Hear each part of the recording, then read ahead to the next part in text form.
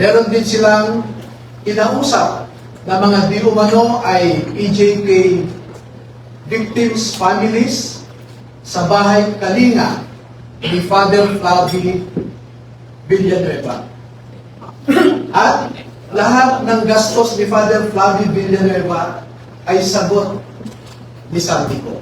Na bago po kami magbigay ng buong kopya sa inyong lahat, ay pahintulutan muna ninyo kami na isumite ito sa Office of the Ombudsman para makita natin kung umaandar pa ang sistema sa Office of the Ombudsman.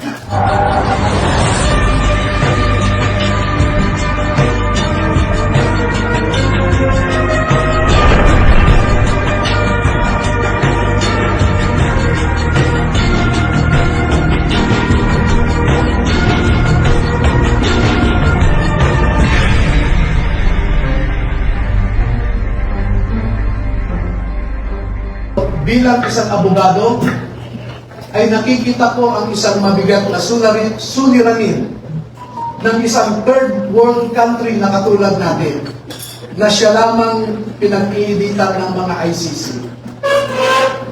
Hindi nila kayang ipatupad ang kanilang orders sa mga mayayaman na bansa.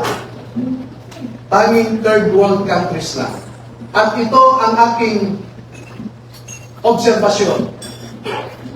Una, ang ICC investigators did not conduct a bona fide investigation in the Philippines because they only interviewed people sent to them by Sunny Trillanes.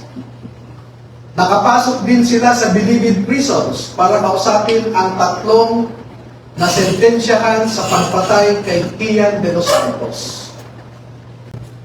Meron din silang inausap na mga di umano ay PJK victims' families sa bahay Kalinga ni Father Flavi Villanueva. At lahat ng gastos ni Father Flavi Villanueva ay sagot ni Santico.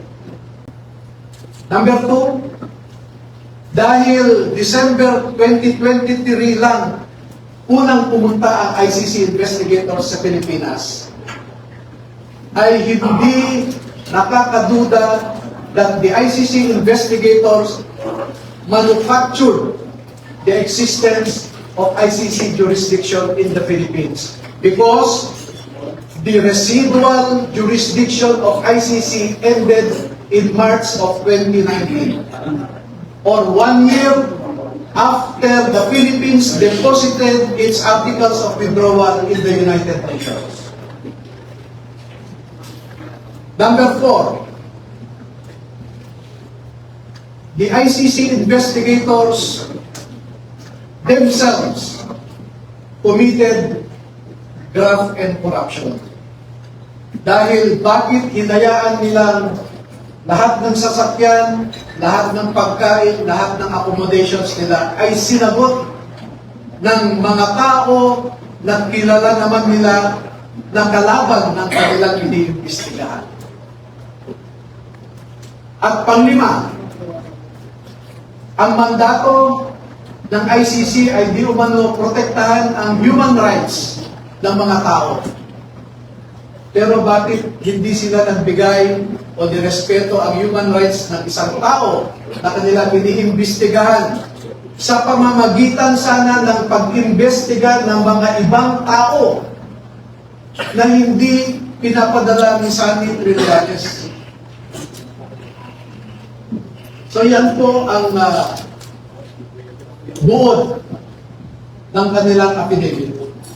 At una ko nang ipaalam sa inyo na bago po kami magbigay ng buong kopya sa inyong lahat, ay pahintulutan muna ninyo kami na isumite ito sa Office of the Ombudsman para makita natin kung umaandar pa ang sistema sa Office of the Ombudsman.